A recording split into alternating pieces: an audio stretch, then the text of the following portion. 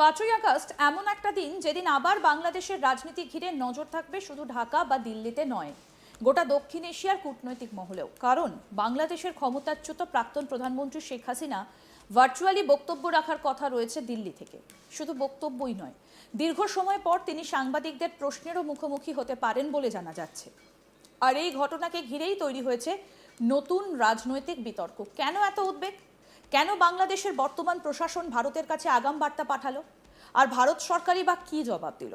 পুরো ঘটনাটা বুঝতে গেলে শেষ পর্যন্ত থাকুন, কারণ এই ইস্যুর মধ্যে রয়েছে রাজনীতি, কূটনীতি এবং ভবিষ্যতের ক্ষমতার সমীকরণের বড় ইঙ্গিত।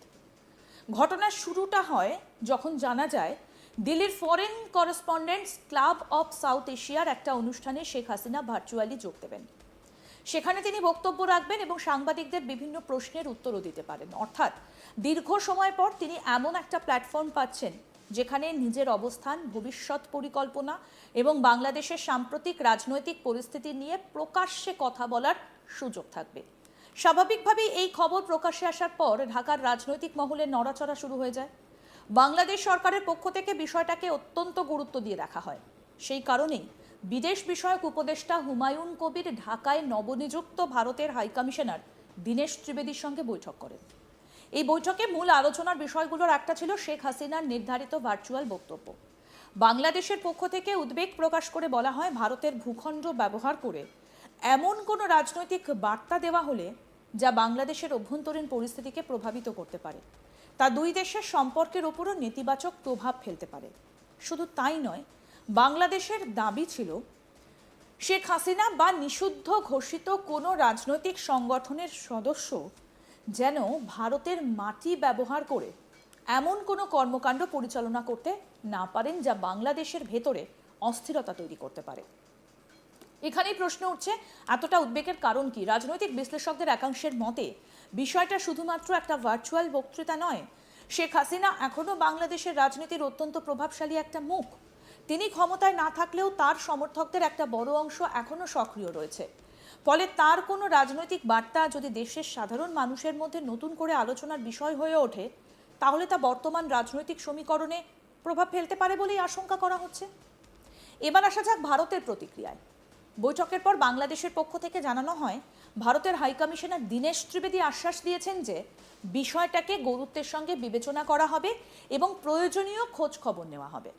ভারতের হাইকমিশনার দীনেশ ত্রিবেদী কি বলেছেন, আসুন শোনাই আগে আপনাদের। কিছু বলার নাই, কিন্তু খুবই ভালো মিটিং হয়েছে। The Honorable Minister Khalilur Rahman ji and Honorable State Minister Shamaji, এই মিটিংটা আমি ভাবি একটা পদক্ষেপ,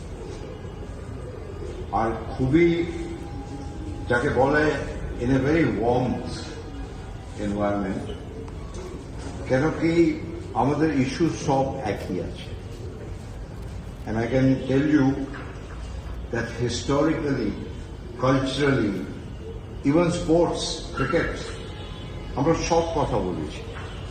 আর I'm going very happy from here, and I'm very grateful that the honorable ministers gave me so much of time.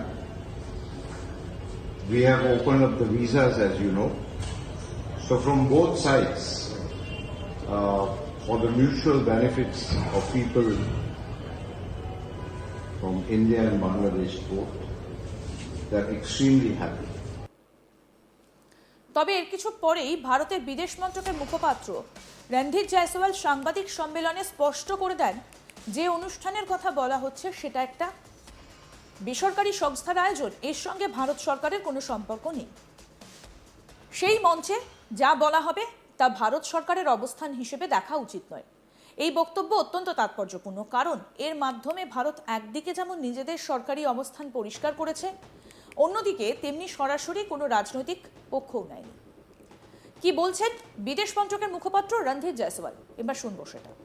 Question is regarding the recent meeting between our High Commissioner in Bangladesh and the advisor to the Prime Minister. Bangladesh has said that it has formally conveyed to India its expectation that Sheikh Hasina should not be allowed to use Indian territory for political speeches or activities that could create instability in Bangladesh.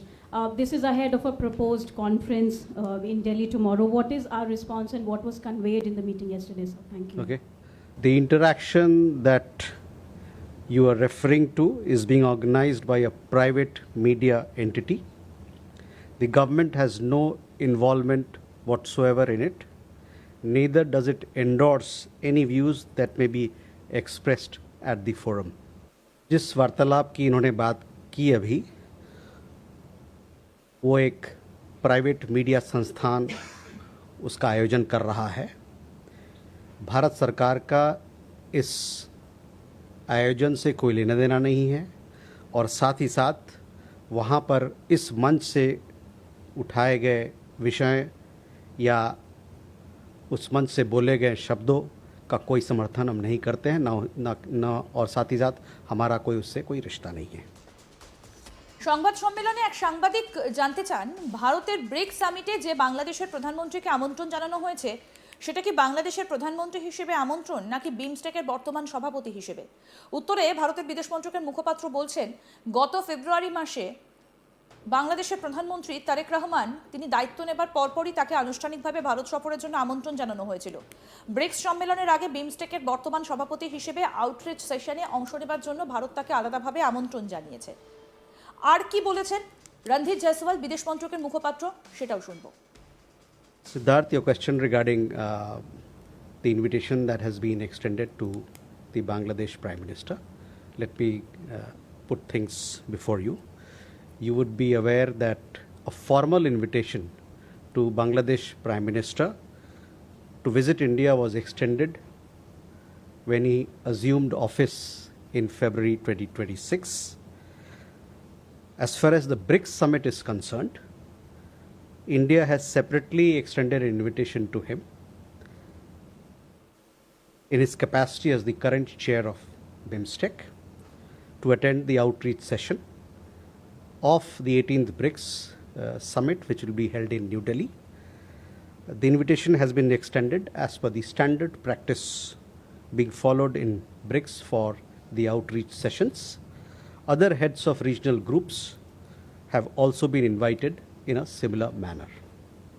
Ishi, on your question regarding Myanmar, India-Myanmar border issues, there are certain areas on the border between the two countries which are still to be settled, and discussions on those particular sectors are going on between the two sides. আরও update পেতে দেখতে থাকুন আজ তাক Bangla, subscribe করুন.